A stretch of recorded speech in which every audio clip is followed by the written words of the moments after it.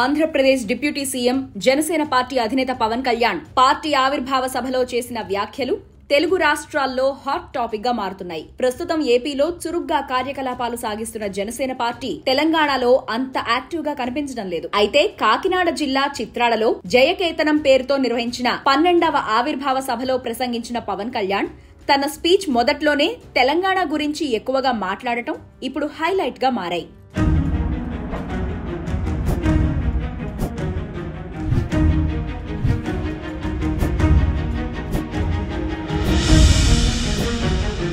నా తెలంగాణ కోటి రతనాల వీణ, అలాంటి కోటి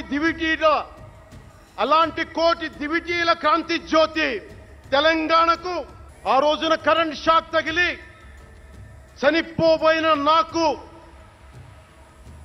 కొండగట్టు ఆంజనేయుడి దయ, తెలంగాణ అన్నదమ్ముల దీవెన, నన్ను ప్రేమించే ప్రజలందరి దీవెన నాకు పునర్జన్మనిచ్చింది తెలంగాణ భూమి. అలాంటి తెలంగాణ నేల తల్లికి నా వందనాలు.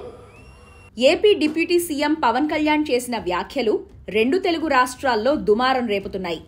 జనసేన పార్టీ జన్మస్థలం తెలంగాణ అని, కానీ కార్యస్థానం మాత్రం ఆంధ్రప్రదేశ్ అని పేర్కొన్నారు. కాకినాడలో ఏర్పాటు చేసిన సభలో తెలంగాణ కోటి రతనాల వీణ అంటూ తన స్పీచ్ ను కొనసాగించారు జనసేనాని. నా తెలంగాణ కోటి రతనాల వీణ. గతంలో తాను కరెంట్ షాక్ తో ప్రాణాలు కోల్పోయే పరిస్థితిలో కొండగట్టు ఆంజనేయ స్వామి దయతో ప్రాణాలతో బయటపడినట్లు వెల్లడించారు. కొండగట్టు ఆంజనేయుడి దయ,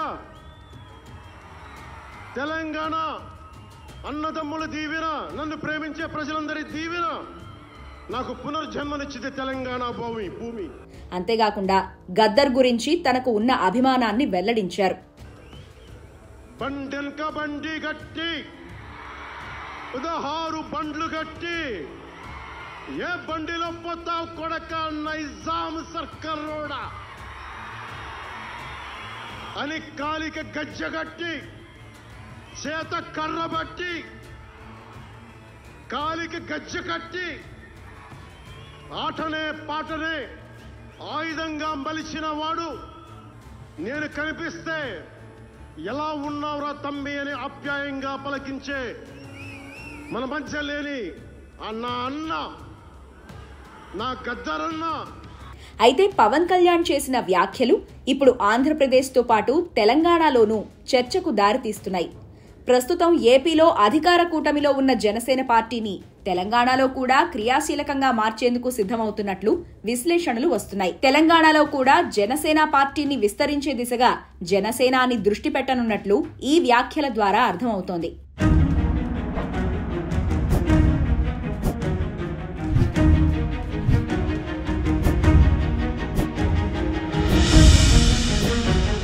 వాస్తవానికి తెలంగాణలో బీఆర్ఎస్, కాంగ్రెస్ పార్టీలకు బలంగా బీజేపీ ఎదుగుతోంది.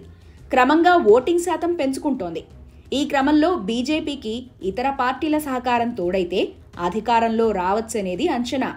2014లో తొలిసారి ఈ 3 పార్టీలు కలిసి పోటీ చేశాయి. జనసేన పోటీ చేయకపోయినా నేరుగా మద్దతు తెలిపింది. 2019లో 3 పార్టీలు వేర్వేరుగా పోటీ చేసి బోర్లా పడ్డాయి. 2024లో మళ్లీ కలిసి పోటీ చేసి భారీ విజయంతో అధికారం చేపట్టాయి. ఇదే హిట్ ఫార్ములాను తెలంగాణలో అమలు చేసే ఆలోచన ఉందని తెలుస్తోంది. ఇప్పటికే తెలుగుదేశం పార్టీ తెలంగాణలో తిరిగి యాక్టివ్ అయ్యేందుకు ప్రయత్నాలు చేస్తోంది. అయితే జనసేన టీడీపీతో పొత్తు పెట్టుకుంటే ఇనుముతో చేరిన అగ్నికి కూడా సమ్మెట దెబ్బలు తప్పవు అన్నట్లు మారే అవకాశం ఉందని చెబుతున్నారు. 2023 తెలంగాణ ఎన్నికల్లోనూ తెలుగుదేశం పార్టీకి కాంగ్రెస్ పార్టీ మద్దతిచ్చిందని అప్పట్లో వార్తలు వైరల్ అయ్యాయి. కానీ పూర్తి స్థాయిలో టీడీపీ తెలంగాణలో మనుగడను సాగించలేదు అని రాజకీయ విశ్లేషకులు చెబుతున్నారు. పోరాటాల గడ్డ తెలంగాణపై టీడీపీ కుతంత్రాలను సాగనివ్వరు అంటూ అభిప్రాయాలు వ్యక్తమవుతున్నాయి.